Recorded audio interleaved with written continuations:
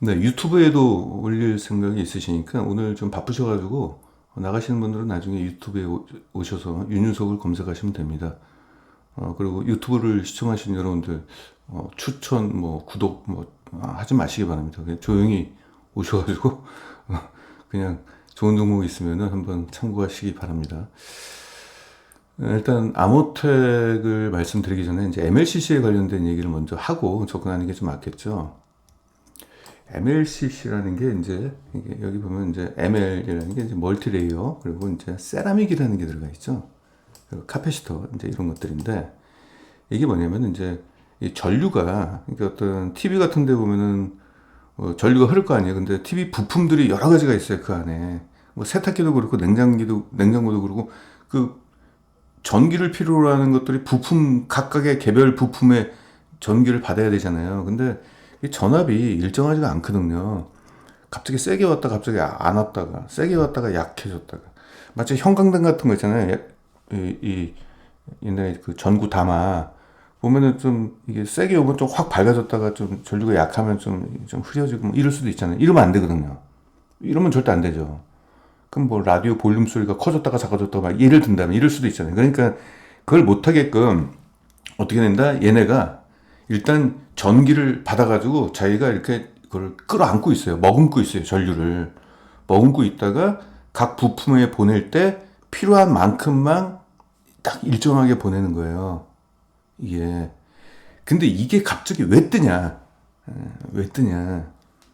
가전제품에서는 MLCC가 필요하긴 필요한데 뭐 그렇게까지 필요하진 않았어요. 스마트폰에서도 필요한데 뭐 그렇게까지 네. 아니 전류가 좀 제대로 공급 안 된다고 그래가지고 사람이 죽습니까? 가전제품이 잘 작동이 안 하고 스마트폰이 왜 자꾸 좀 이상하다 뭐 이렇다고 뭐 사람이 죽진 않잖아요. 근데 지금 전장 쪽 자동차 쪽이 전장화되고 있잖아요. 전기차까지 가고 있고 이쪽은 그 탑승자의 어떤 생명 그리고 보행자의 생명까지도 왔다 갔다 하는 거잖아요. 그 전류가 제대로 공급이 안 되게 되는 어떤 기능이 멈추게 되는 위험 요소가 있을 수 있잖아요. 그래서 지금 전 세계적으로 자동차가 기계 덩어리에서 전자 제품으로 바뀌고 있으면서 자동차 쪽에서 요구하는 이제 그런 것들이 있어요. 근데 그게 지금까지 나와 있는 MLCC와 비교했을 때 현격한 슈퍼급 MLCC가 필요합니다. 자, 일단 이제 전방 쪽을 볼게요. 모바일 쪽에 있습니다. 모바일 쪽 그러니까 여러분들 MLCC를 만드는 업체들은 굉장히 많아요. 국내 상장 기업들도 있어요. 근데 일단 걸러야 될 것부터 말씀드릴게요. 모바일 쪽에 MLCC 우리가 진출합니다. 예, 쳐다도 보지 마세요. 관심도 가지지 마세요. 아, 전자제품 쪽에 드디어 우리가 갑니다. 예, 관심 두지도 마세요. 왜냐? 얘들 같은 경우는 이미 전 세계적으로 보급률이 다 있잖아요. 성장할 수 있는 게 없잖아요. 기지국은 달라요. 기지국이 지금 이제 고주파로 가고 있잖아요. 지금 뭐 3G에서 뭐 LTE로 넘어가고 지금 5G로 가고 이제 6G로 넘어가잖아요. 그러면 이제 그런 것들이 뭐냐면은 통신 쪽은요. 어떤 식으로 이제 진화가 되고 있냐면은 더 많은 데이터를 더 빠른 속도로 전송하는 것이 이제 통신 서비스의 핵심입니다. 그러기 위해서는 어떻게 주파수가 고주파로 바뀌게 됩니다. 고주파로 바뀌게 되면서 거기에 있는 부품이나 이런 것들이 그 열도 높아지고 그쪽 환경에 좀 적응이 될 만한 이제 MLCC가 필요해요. 그래서 기지국 쪽에서는 이제 5G, 6G가 나오면서 지금까지 나와 있는 MLCC보다 좀 더 높은 쪽에 고도화된 MLCC가 필요하다. 그러니까 이건 이제 성장 진화를 얘기하는 거고 가장 큰 게 자동차 쪽.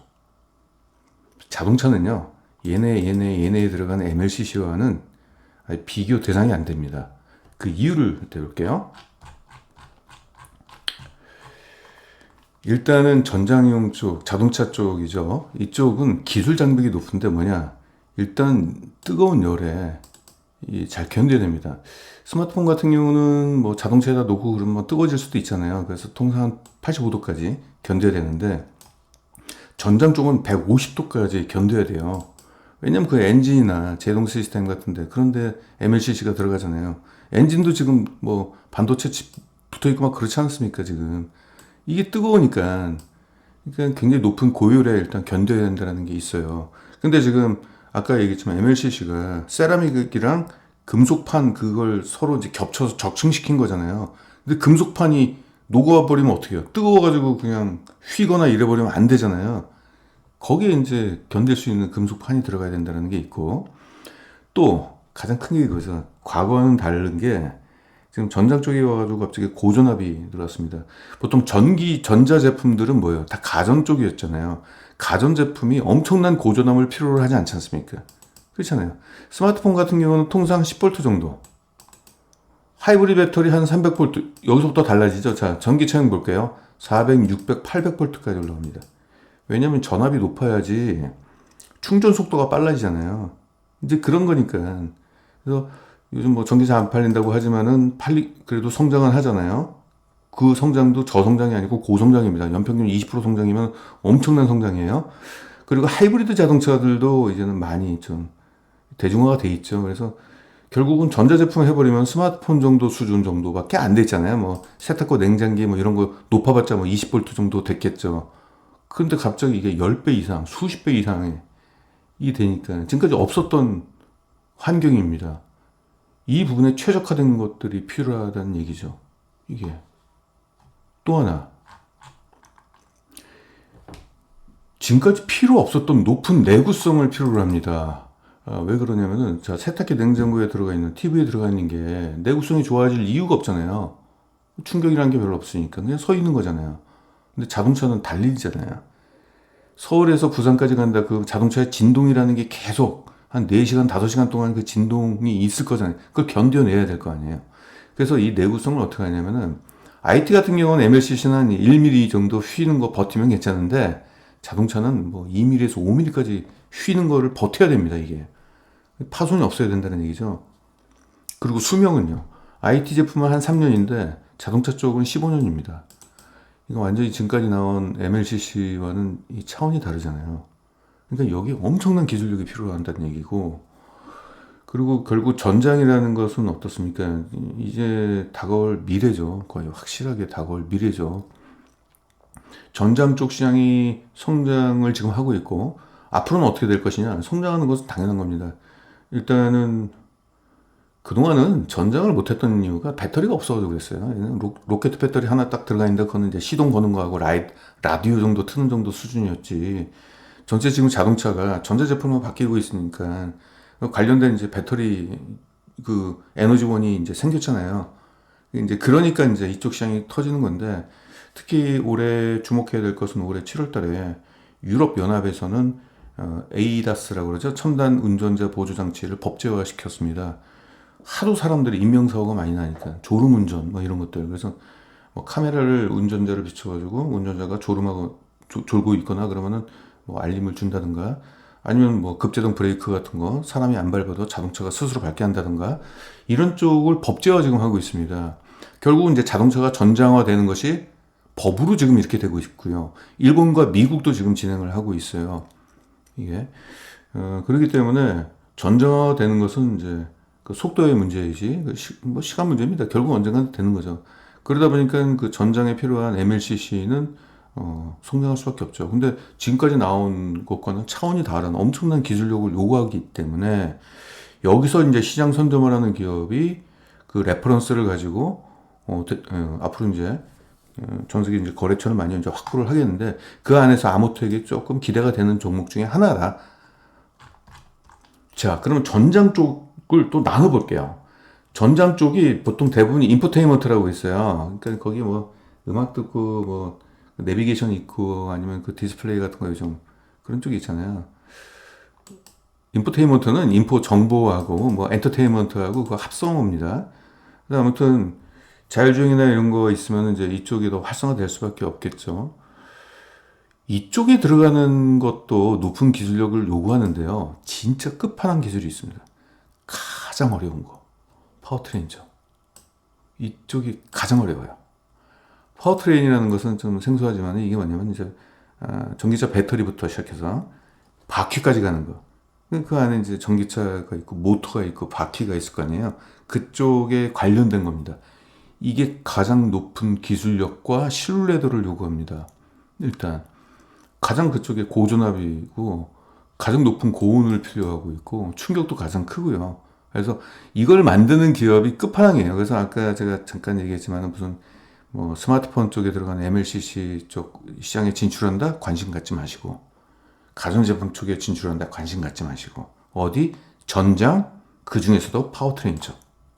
이쪽이 끝판왕입니다. 자, 오늘 말씀드릴 아모텍이 바로 파워트레인 쪽이에요. 자, 처음부터 이제 시작을 해보겠습니다. 최근에 이제 주가 하락이 이렇게 됐어요. 여기서 우리가 관심을 가져보자는 얘기죠. 그러니까 주가를 한번 차트를 이렇게 보겠습니다. 아무튼 여기서부터 이제 주가가 박살났죠. 여기서 이제 주가가 올라갔잖아요. 여기서 올라간 이유가 있어요. 이제 기대감 때문에 올라갔다가 여기서 박살. 여기서도 이제 좀 기대감이 좀 있었어요. MLCC 얘기가 계속 화두가 됐으니까. 이쪽에서는 이제 2차 전지가 본격화되니까 MLCC에 대한 얘기가 나올 수밖에 없었고, 이러다가 여기서 마지막에 올라갔는데 그러다가 뚝 떨어져 버렸죠. 이걸 말씀드릴게요.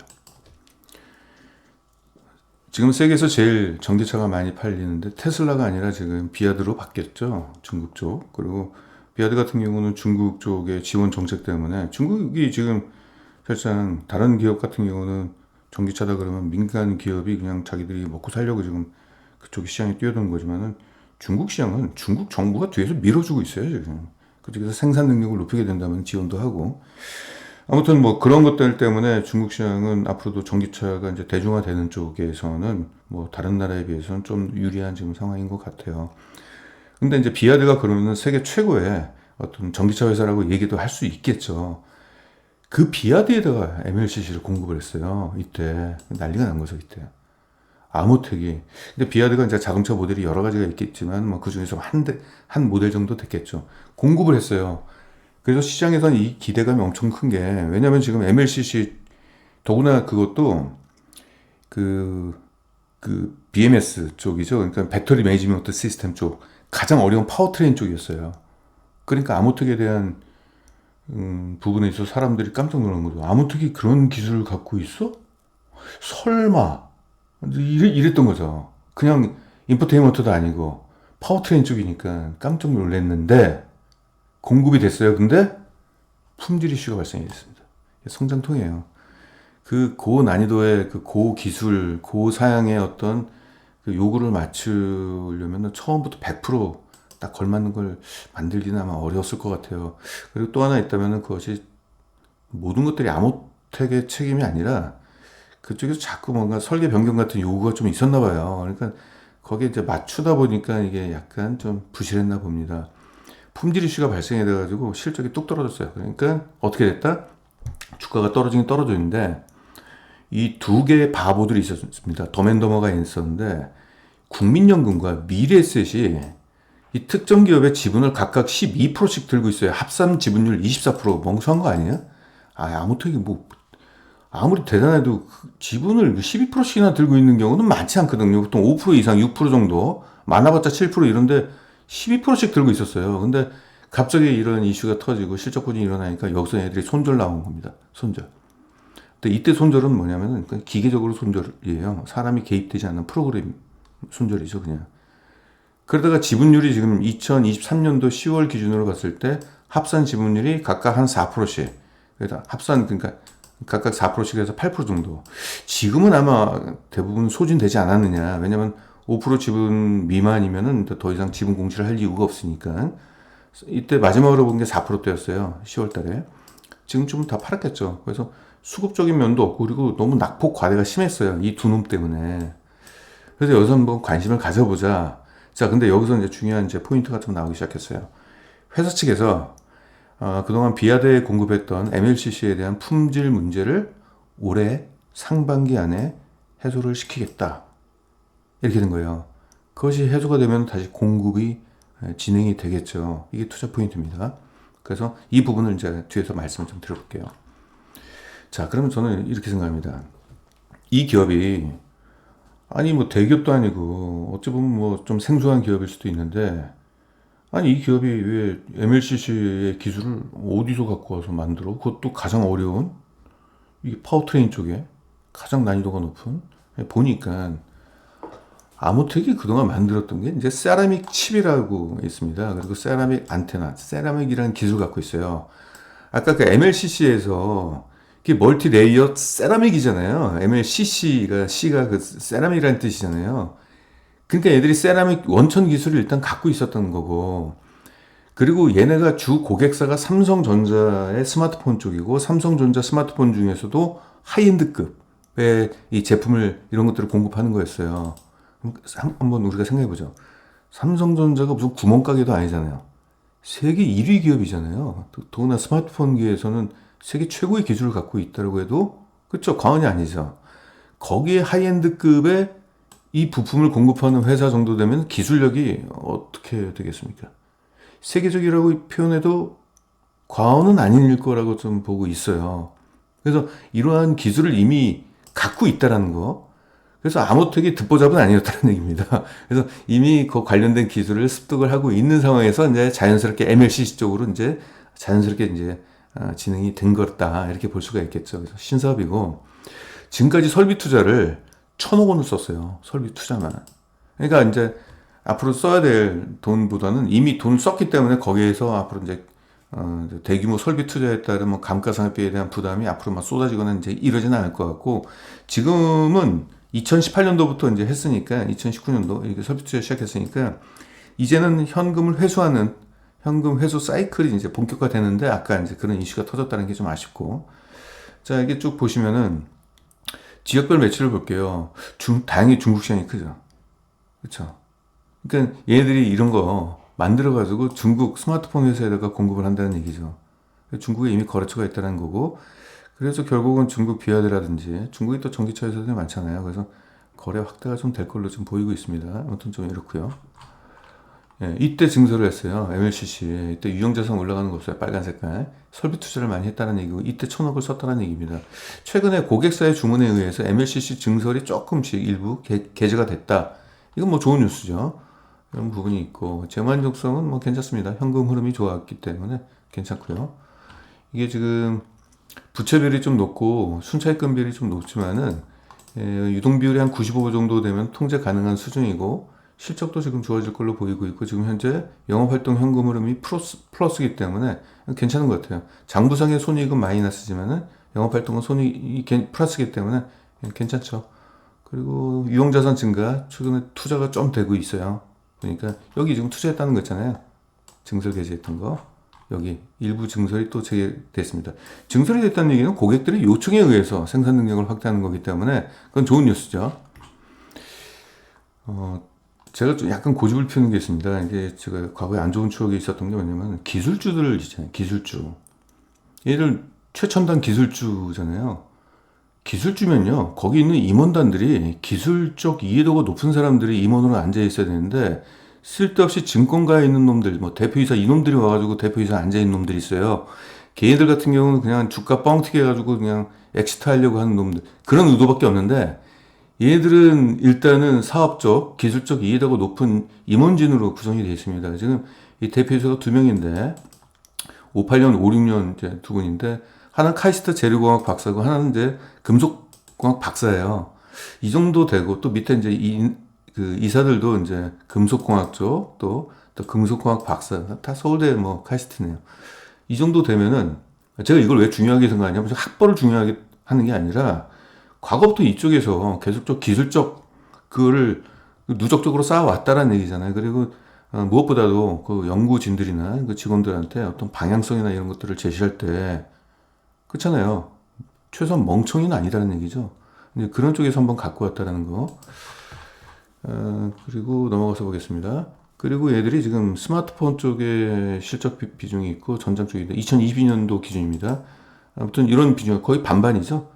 반반. 그래서 스마트폰 쪽의 영향도가 그렇게 높진 않다. 다른 기업들 같은 경우는 지금 전장 쪽에 진출한 기업들은 대부분이 이제 스마트폰 부품주들이 많이 진출했는데, 아직까지 스마트폰에 대한 비중이 80% 정도 되고 그래요. 70%, 80%. 그런 쪽은 전장이 아무리 좋아져도 스마트폰이 무너져 버리면 실적 좋아질 수가 없는데, 아무튼 그래도 전장 쪽이 높은 편이에요. 좋다는 얘기죠. 여기 세라믹 칩과 안테나가 스마트폰에도 들어가지만 전장 쪽에 들어가고, 특히 모터도 전장 쪽에 들어갑니다. 아무튼 그렇습니다. 자, 적층 세라믹 콘덴서는 아까 공부했으니까 넘어갈게요. 넘어가고, 그럼 이제 MLCC를 많이 팔면 어떠한 효과가 있냐? 전장용 MLCC는 어떻게 될까? MLCC가 이게 쌀처럼 작아요. 쌀알만 해요. 이게 가격 단가가 개별 단가가 요거밖에 안 해요. 12원. 근데 이게 3배입니다. IT용보다도 난이도가 높으니까 12원. 그럼 애게 12원짜리 하나 팔려고 지금 이런 거야? 근데 이게 탑재량이 장난이 아니에요. 스마트폰에는 저 12원짜리, 12원이 아니죠. 3.5원짜리가 900개 들어가고요. TV 쪽도 3.5원짜리가 2000개 들어가고요. 내연기관차는 3,500개가 들어가는데, 자, 전기차하고 자율주행차 같은 경우는 뭐가 들어간다? 이게 들어가죠. 3배 비싼 게 12,000개, 15,000개가 들어갑니다. 이쪽 시장이 굉장히 큰 시장이에요. 이게. 레벨이 다르잖아요. 그래서 제가 아까 뭐 스마트폰에 MLCC 공급한다, 가전제품에 공급한 관심 두지도 말라는 게 바로 그거예요. 공급 수량의 차이도 있지만 가격 차이가 있어요.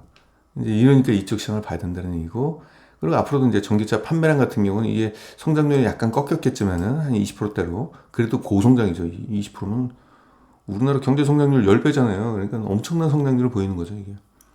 그래서 이쪽에 좀 관심을 좀 갖고, 아무튼 결국 이제 전기차 판매 혹은 하이브리드 자동차 혹은 전장용 쪽으로 좀 시장이 그쪽으로 이제 급격하게 변하고 있는 흐름이기 때문에 이쪽 MLCC에 대한 이제 시장도 급변하게 된다. 그래서 MLCC가 이제 자꾸 이제 언급되는 이유가 바로 그겁니다.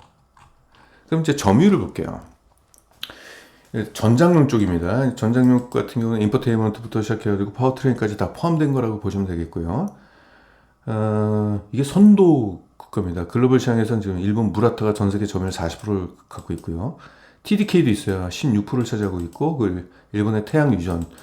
이 세 개가 전 세계 점유율 70% 정도를 차지하고 있어요. 이게.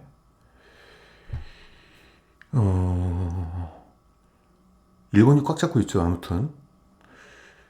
그리고 대만의 야교라는 업체도 한 요 정도 되어 있고, 이제 삼성전기가 여기 좀 포함되어 있는데, 삼성전기는 얘기 위해서 좀 약간 후발 업체라고 볼 수도 있어요, 사실.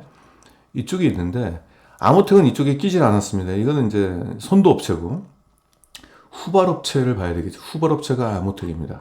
그러면은 이제 많은 사람들이 이렇게 이제 오해를 하시는 분들이 있어요. 야, 얘네들이 시장 다 장악했는데, 아모텍이 여기 뭐 밥상에다가 뭐 젓가락이라도 오를 수 있겠어? 올릴 수 있겠어? 뭐 이렇게 생각하시지만은 그게 아니에요. 왜 그러냐면은 보통 이제 시장에서 이 제조업 같은 경우는 크게 사업 방식이 이렇게 두 가지 시장으로 나눠져 있습니다. 소품종 대량 생산이냐, 다품종 소량 생산이냐. 삼성전자를 얘기해 볼게요. 삼성전자 낸드 플래시하고 D램 같은 거 종류가 몇 개나 됩니까? 별 차이 몇 개 안 되잖아요. 그냥 똑같은 거 그냥 두구장창 뽑아내는 거잖아요. 그게 소품종 대량 생산이죠. 대기업들이 이제 그런 쪽에서 물량 싸움을 하는데, 그쪽 시장은 누군가가 딱 시장을 한번 선점해 버리면 끝나요. 후발주자들이 들어갈 데가 없어요. 가격 경쟁도 안 되고요. 생산 능력에서도 차이가 있고, 이미 전 세계 거래처 다 확보됐고, 가장 큰 문제가 대량 생산 체계를 하기 때문에 먼저 시장을 선점한 업체들이 계속적으로 그 시장을 먹게 되는 구조가 돼요. 그래서 후발주자들이 기회가 없어요.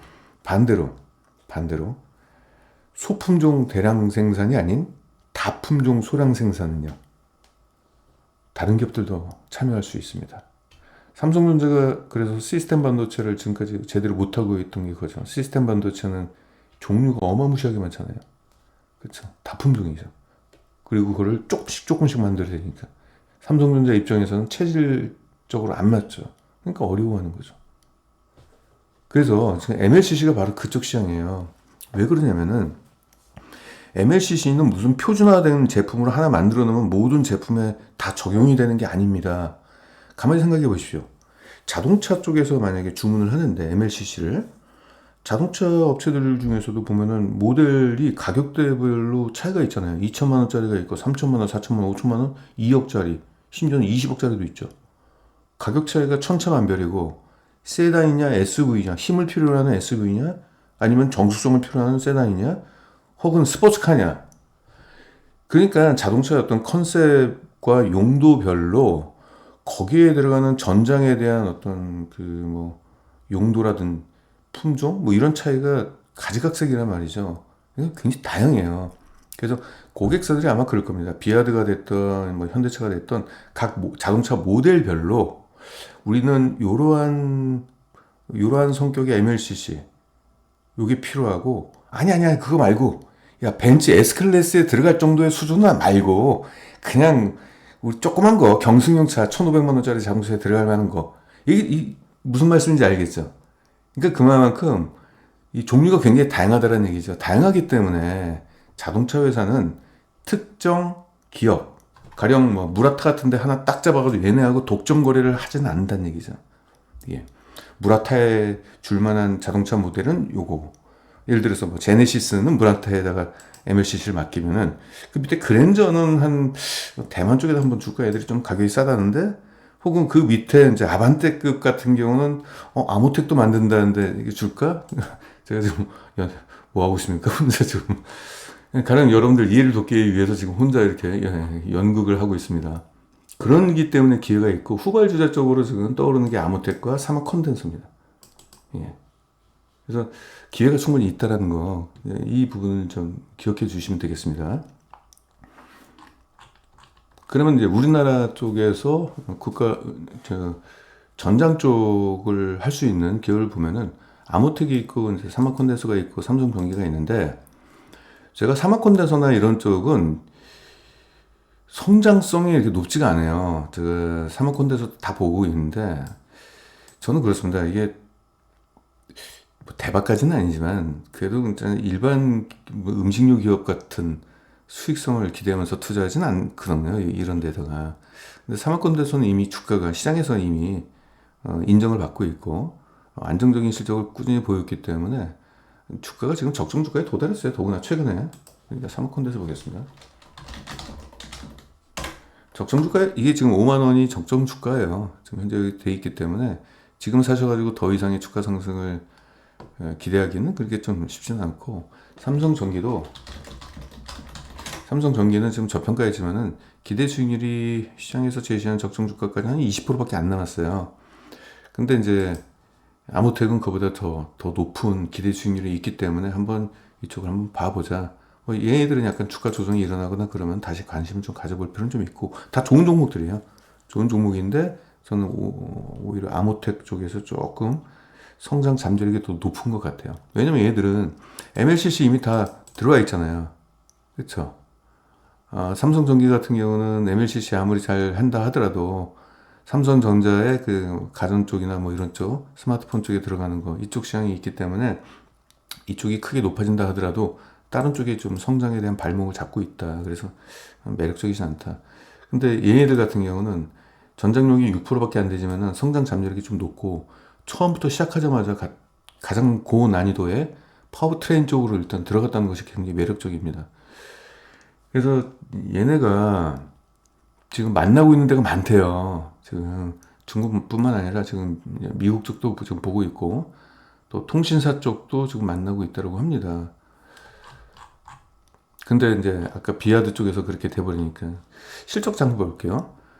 실적이 이게 떨어진 거는 뭐냐면은 매출액이 떨어진 거 볼게요. 매출액이 떨어진 건 뭐냐면 스마트폰 쪽의 수요 부진 때문에 이제 떨어진 겁니다. 공교롭게도 실적이 떨어지는 이 시점에서 MLCC에 진출을 했죠. 그리고 나서 영업이익이 좀 떨어지고 있죠. 영업이익률이 지금 적자예요. 이 적자를 볼 때 전 두 가지로 해석을 합니다. 만약에 이 적자가 경쟁사하고 경쟁이 너무 치열해가지고 가격 경쟁을 한다던가 원재료 가격이 올랐는데 이 경쟁이 치열해서 판매 가격을 올리지도 못하고 있다던가 이러면은 이 적자는 심각한 적자입니다. 이건 회생 불가예요. 왜냐하면 비즈니스 모델 자체가 이건 처음부터 이건 답이 없는 거라고 좀 봅니다. 다만 그럼 얘네들의 적자는 뭐예요? 이걸 이렇게 표현하면 좀 이상하지만 건강한 적자입니다. 뭐냐면 얘들이 오너십이잖아요. 이 대표이사가 바지 사장이 아니에요. 최대 주주예요. 이 사람 머릿속에는 그거예요. 야, 지금 적자 걱정하지 마. 지금 돈 써. 이거예요. 그러니까 앞으로의 MLCC 시장에 제대로 안착을 하기 위해서는 지금 엄청난 연구 개발비와 설비 투자를 해야 된다. 그래서 이거는 미래 성장을 위한 선제적 투자입니다. 투자 규모가 너무 막대하다 보니까 지금 적자가 나왔어요. 근데 여기서 또 오해하시는 분들이 있는데 이게 4년 연속 적자면 어떻게 됩니까? 관리 종목이 빠지고 그 다음에 또 적자면은 상장 폐지가 되는 거죠. 그거 상관없어요. 참고적으로 말씀드릴게요. 제가 예전에 게시판 가면은 적자가 한 3년 연속 적자면은 사람들이 뭐 상장 폐지나 뭐 관리 종목 빠진다 자꾸 이러고 얘기하는데 여러분들이 상식적으로 알아두시기 바랍니다. 좀 볼게요. 볼게요. 아모텍이 지금 적자예요. 근데 왜 4년 연속이면 관리 종목이 빠져야 되는데 관리 종목이 안 빠졌잖아요. 실적은요, 연결 실적이 있고 별도 실적이 있습니다. 이 관리 종목이 빠지고 4년 연속 적자는요, 연결 실적으로 보는 게 아니라 별도 실적으로 봐야 돼요. 2022년도에 흑자였어요. 순이익이 아니라 영업이익으로 봐야 됩니다. 순이익이, 그러니까 영업이익이 흑자였기 때문에 별도로. 그러니까 관리 종목과는 전혀 상관이 없는 거죠, 이제. 이런 얘기가 좀 이제 돌까봐 여러분들 그쪽에는 흔들리지 마시라고 일단 미리 말씀을 좀 드려놓은 겁니다. 자, 그러면은 여기서 볼게요. 자, 그러면 당신이 말한 것처럼 이 적자가 진짜 미래를 위한 투자에 의한 적자가 맞냐, 이걸 확인해야 될 거잖아요. 말로만 하는 게 아니라. 저도 이런 것들을 조사하는 게 제 일이죠. 맞냐? 맞습니다. 그 증거를 보여드릴게요.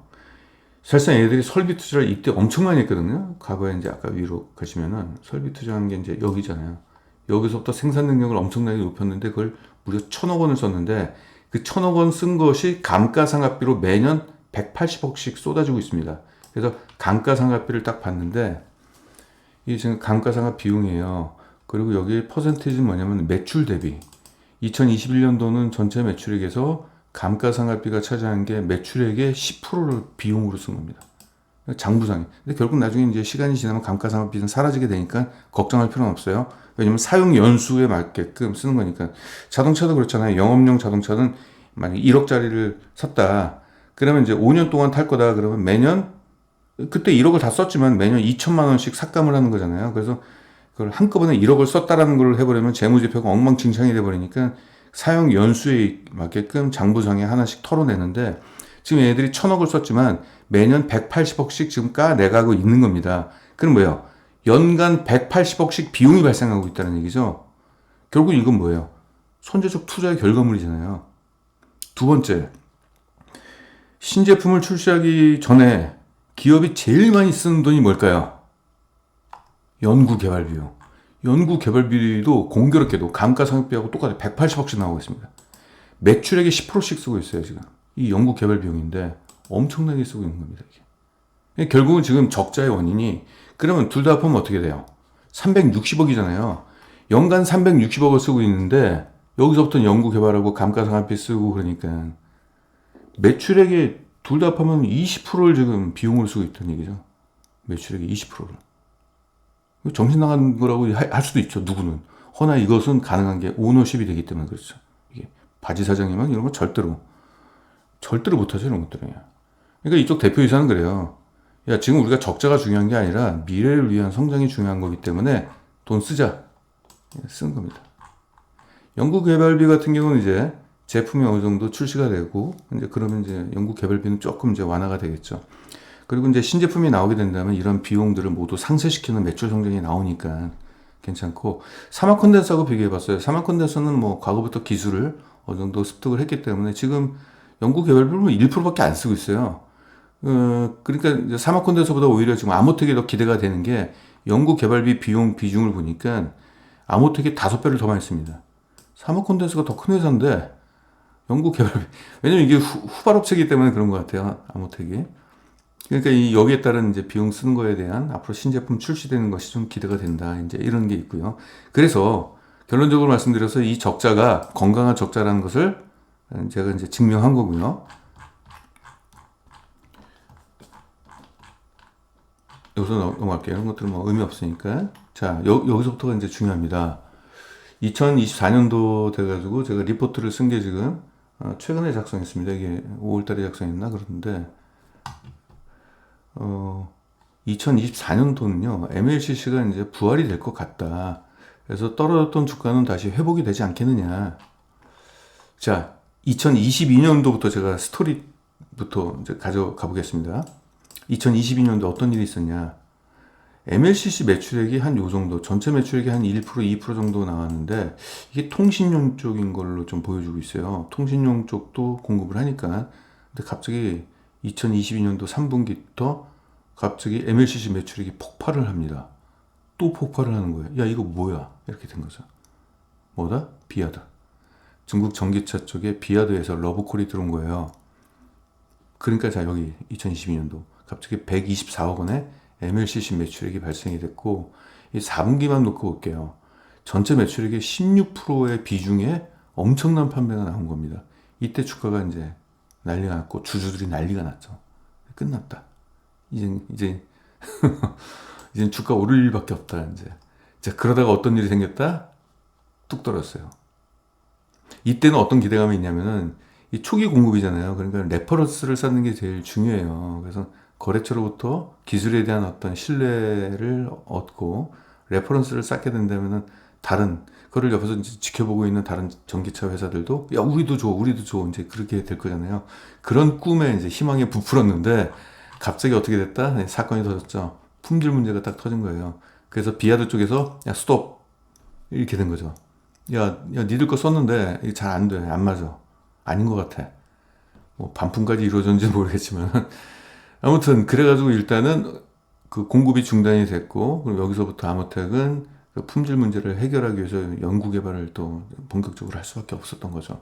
그리고 여기 또 일부 매출액이 발생이 된 것은 뭐냐면은 통신용 쪽, 통신 쪽, 5G 같은 거 있잖아요. 기지고 지금 뭐 미국 쪽에서도 지금 뭐 그런 것도 필요로 하고 국내에서도 마찬가지니까 이제 이런 부분이 있어요. 근데 아무튼 여기서는 뼈저렸죠. 왜냐면은 원래 스토리 자체가 비아드에다가 공급하면 그 다음에 비아드 전기차가 아니라 비아드 충전기 있죠.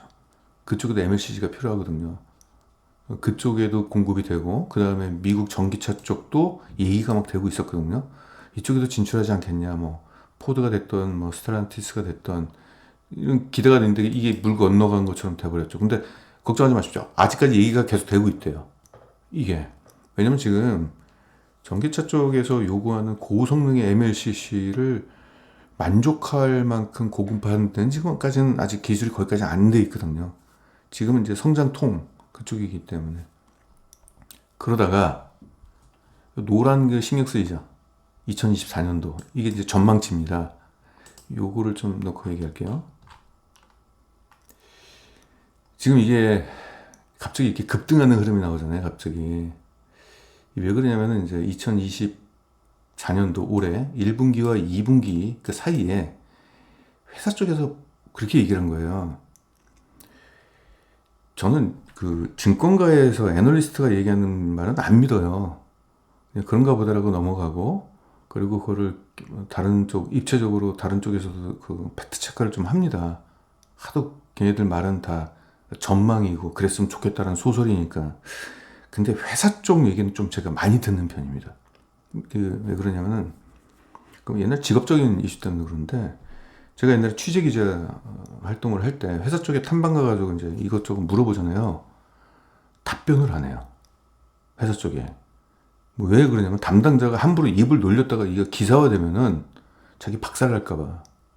거래처로부터도 엄청난 뭐 항의가 나올까봐 웬만한 회사는 얘기를 안 합니다. 그리고 또 뭐 거래처까지 아니더라도 자기 내부적인 어떤 사업적 측면에서 얘기했다가도 잘 된다라고 얘기했다가 그것이 잘 안 돼버리면은 그 부메랑이 돼버려서 돌아오거든요. 내가 너희들 믿고 내가 투자했는데 이게 뭐냐 이렇게 버리면은 이게 문제가 되잖아요. 그래서 회사 쪽 얘기는 그래서 굉장히 보수적이기 때문에 저는 약간 좀 신뢰를 하는 편이에요. 저 개인적인 견해라고 좀 보시면 되겠습니다. 회사 쪽이 뭐라고 얘기했냐면요. 올해 MLCC 매출액이 300억에서 혹은 500억 사이 정도로 관측이 된다라고 얘기를 한 거예요. 저는 이게 한 줄이지만 굉장히 중요하거든요, 저한테는. 이게 걔네들이 소설이 아니라 뭔가 근거가 있잖아요. 뭐 공급 계약을 체결했다든지 아니면 지금 현재 품질 문제 이슈가 거의 다 사라져가지고 저쪽에서 리오더가 나올 것 같다라든지 여러 가지 근거가 있을 거 아니에요. 계약 관계에 의해서. 이 얘기를 한 거예요, 이거. 회사 쪽에서. 그러니까 업계가, 이건 얘기가 다르지. 그래서 2024년도에 추정 실적을 432억으로 이렇게 해보는 겁니다. 이게 결국은 상반기에는 품질 해소가 되고, 해소가 되자마자 곧바로 리오더가 나와가지고 이렇게 올라갈 것이다. 이렇게 돼버리면은 지금 비용, 감가상각비 연간 180억, 연구개발비 180억, 이걸 상쇄시키면서 흑자 전환이 하반기에 나올 수도 있다는 얘기죠. 근데 이것이 시작이죠, 이제.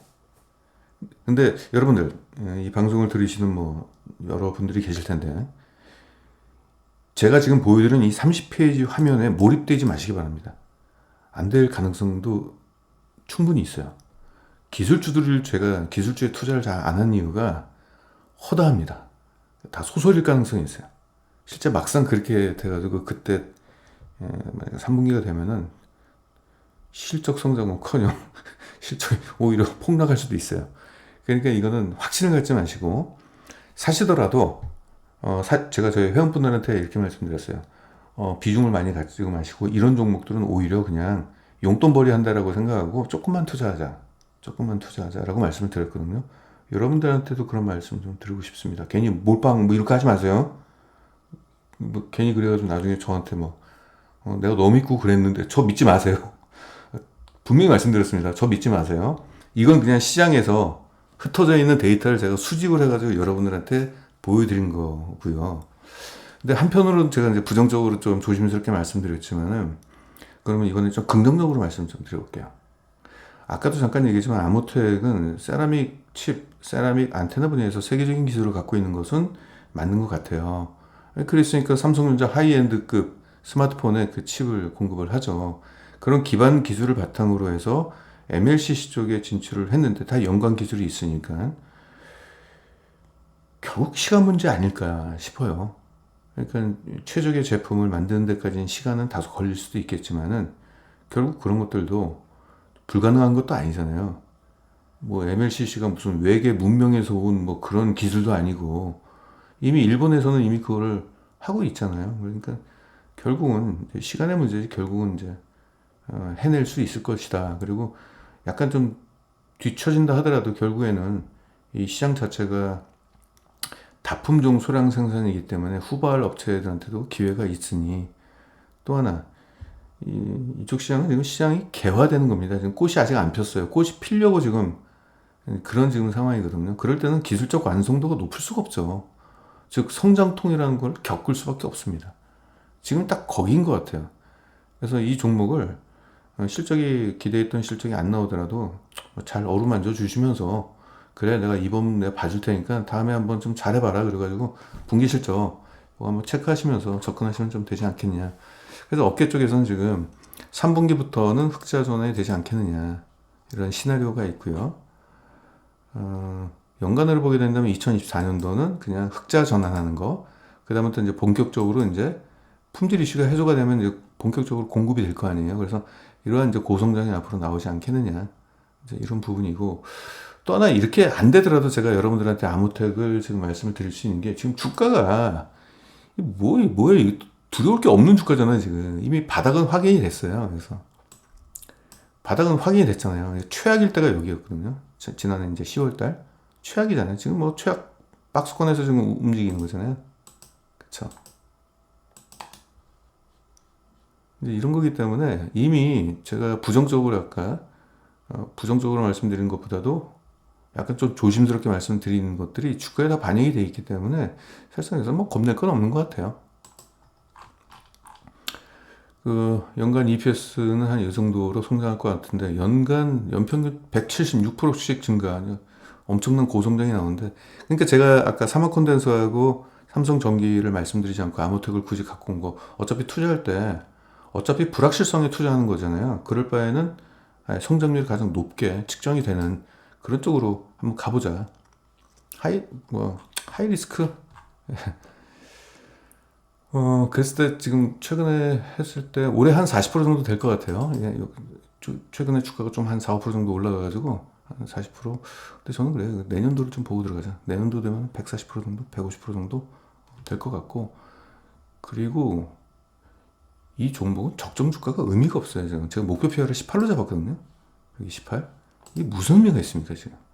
이 시장이 개화가 되는데 뭔가 납품이 성공리에 납품이 됐고 이제는 다른 전기차 회사 쪽 이쪽으로 확장되고 전기차뿐만 아니죠. 전장 쪽이죠.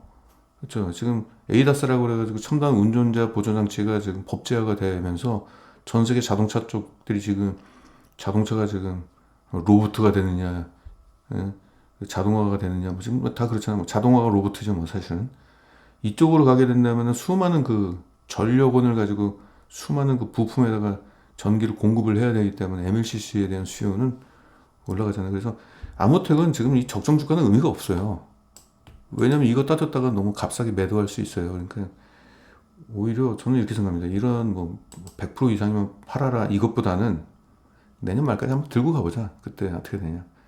비아드의 공급이 확인이 되고 본격적으로 또 미국의 어떤 포드가 됐던 스탈란티스가 됐던 그쪽에 다시 또 공급 협상이 일어나고 있고 실제 것들이 실적이 나오기 시작한다면은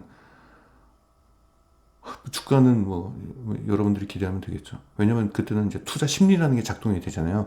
이런 얼마에 성장했으니까 얼마의 주가 기대 승률이 나오는 어떤 수학적 계산이 아니라 투자 심리에 따라서 오버슈팅이 나올 수 있는 부분이 있으니까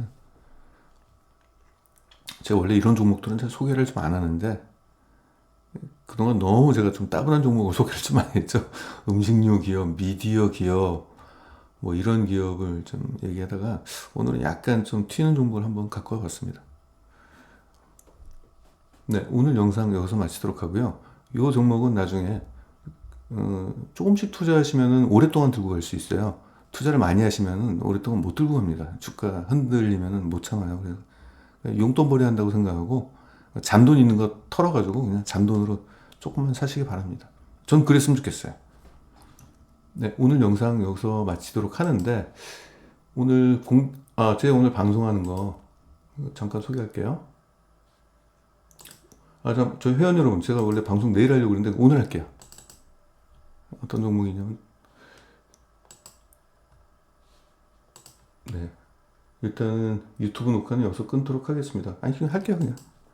오늘, 저는 그래요. 실적 성장하는 기업을 싸게 사자라는 건데, 오늘 저녁 9시에 이제 방송을 하고, 이제 녹화가 되니까, 그냥 시간 없으신 분들은 나중에 들으시면 되겠습니다. 연평균 엄청난 고성장을 해왔어요. 이 기업의 성장 배경이 매출액이 43%씩 올라가고 영업이익은 25%씩 성장했어요. 엄청난 고성장이죠. 고성장의 배경은 M&A입니다. 기업 인수를 계속적으로 해왔어요. 근데 웃긴 게 보통 기업을 인수하면은 대부분의 인수하는 기업들은 뭐 적자예요. 적자 기업을 구조조정한 뒤에 자기가 좀 예쁘게 좀 화장실 한 뒤에 좀 흑재로 키우겠다라는 논리가 좀 있나 본데 인수한 기업들이 지금 다 실적이 좋아요. 그래서 본업보다도 인수한 자회사들의 실적 성장 폭이 가파르게 올라가고 있습니다. 되게 특이한 기업이에요. 그래서 이제 그런 효과 때문에 앞으로도 실적이 좋게 나올 것 같고, 여기 약간 수익성이 좀 떨어지는 것들은 인수회사의 영업이익률과 기존 본업의 영업이익률의 차이 때문에 그런 것이지 수익성이 나빠지는 그런 구조는 아닙니다. 사업 자체가 마진율이 좀 높은 사업이 있고 마진율이 낮은 사업이 있지만은 우리가 중요한 것은 이게 수익성이 중요한 게 아니라 성장률이 중요한 거기 때문에 성장률에 초점을 맞춰야 되겠죠. 그리고 최근 실적도 좋아야 되겠죠. 지난해 2023년도 매출액 전년 대비 18% 오르고 영업이익 26%, 당기순이익은 32%가 증가했습니다. 실적 성장이 확인이 돼 있고 인수한 기업이에요. 건기식의 ODM 기업입니다. 그러니까 건강기능식품을 판매하는 회사는 저는 별 관심 없고 건강기능식품의 원료를 공급하는 기업들. 지금 건강식품 회사들이 엄청나게 많아지고 있잖아요. 지금 법을 약간 완화시켜가지고. 그래서 지금 뭐 식품회사도 제약회사도 건기식 다 진출하고 있지 않습니까? 그렇기 때문에 그쪽에서 이제 물량 오더가 많이 일어나니까 업체를 인수했는데 이게 25%가 증가했어요. 지난해. 괜찮죠? 그리고 또 건강기능식품에 또 상해 법인이 있는데 최근에 중국 소비 부진이 일어났는데 이 기업의 실적은 전년 대비 19%가 증가했습니다. 이건 고무적입니다. 또 하나 수익성 개선을 위해서 판매 채널을 지금 바꾸고 있습니다. 기존에는 홈쇼핑 비중이 높았는데 홈쇼핑 누가 요즘 홈쇼핑 봐요? TV 보는 사람 별로 없잖아요. 그리고 마진은 40%나 뛰어가요. 홈쇼핑이. 그래서 홈쇼핑은 마진율이 작기 때문에 홈쇼핑을 줄이고 있고요. 온라인 쪽으로 좀 키우고 있습니다. 온라인 쪽은 마진율이 좀 괜찮죠. 그리고 얘들이 자사몰이 있어요. 자기 회사 홈페이지. 그쪽에서 물건을 많이 팔고 있습니다. 그래서 이쪽을 강화하면서 수익성 개선도 함께 일어나는 거죠. 그러니까 지금 영업이익이 매출보다도 영업이익 성장률이 높은 이유가 바로 여기서 나오는 거죠. 그럼 한번 이렇게 맛을 봤는데 이 기업의 경영자가 이거 계속 키우지 않을까요? 그렇죠? 당연한 거죠. 효과를 봤기 때문에. 그래서 앞으로의 수익성도 괜찮아질 것 같습니다. 그래서 연간 32%의 순이익이 증가했고요. 앞으로 연평균 29%씩 굉장히 높은 고성장이 나오죠. 영업이익이 거의 연간 30%씩 올라간다는 얘기니까. 자, 이런 고성장 기업이 싸냐 비싸냐가 중요한 거죠. 마지막 이제 순이익 보겠습니다. 주당 순이익. 결국 이제 주당 순이익 EPS가 PER을 결정짓기 때문에 봐야 되는데 연평균 28%씩 증가할 걸로 전망이 되는데 이거는 최상위권의 성장률입니다. 이 기업의 PR이 얼마일까요? 7.9밖에 안 돼요. 완전 헐값이죠, 헐값. 보통 PR이 연간 PR 성장률이 28%다 그러면은 PR이 20 정도는 돼야 되는데 7.9밖에 안 돼요. 그리고 상장일에 가장 낮은 PR입니다. 저는 이런 종목만 사냥을 합니다. 그리고 적정 주가가 올라갈 때까지 기다리는 거죠. 그럼 여기서 제가 적정 주가를 얼마로 잡았냐? 제가 높게 잡은 게 아니잖아요. 이렇게 잡은 게 아니잖아요. 얼마로 잡았다? 13, 이거밖에 안 잡았어요. 그 논리는 뭐냐면 음식료 기업의 논리적인 평균 PR이 12 정도가 돼요. 우리나라. 그리고 이제 제약회사는 14 정도.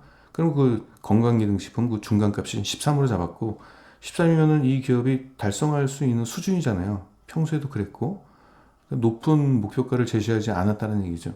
그럼에도 불구하고 7.9에서 PER 13에 도달하면은 64%의 기대 수익률이 지금 있습니다. 꾸준한 수요를 바탕으로 하는 거기 때문에 안정적인 실적이 나올 걸로 좀 기대가 되고 있고요. 뭐 이런 부분이 있고 또 하나 말씀드리자면 일단 유튜브 영상을 여기서 마치도록 하겠습니다.